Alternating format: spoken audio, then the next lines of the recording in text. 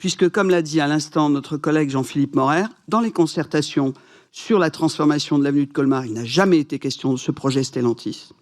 Il n'a jamais été question d'un parking de 500 places, dont nous ne connaissons pas le modèle économique, quand effectivement le parking recommandé par l'autorité environnementale à proximité du stade a été refusé par un vote majoritairement de votre groupe, Madame la maire. Je pense que vous avez choisi de vendre des bijoux de famille, vous les vendez parfois très cher, par exemple avenue d'Alsace, par exemple sur le quai Finkviller, où on a des immeubles destinés à des appartements de luxe, en centre-ville le luxe, et dans la ceinture des quartiers populaires, la surdensification. Merci Madame la maire.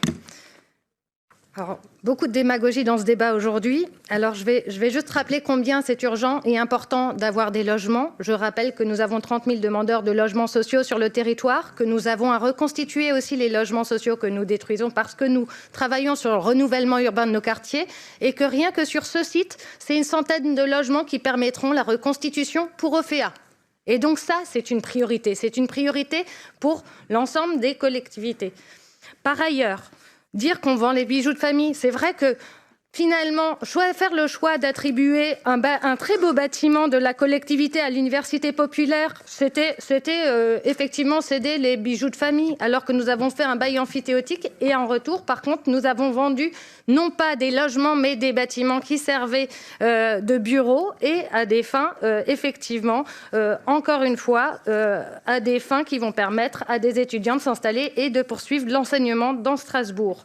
Donc, voilà, il n'y a pas de vente de bijoux de famille, bien au contraire, il y a une bonne utilisation du patrimoine de la collectivité, soit pour de l'hébergement d'urgence, soit pour de l'éducation, soit pour des associations, mais avant tout pour répondre aux besoins sur le territoire.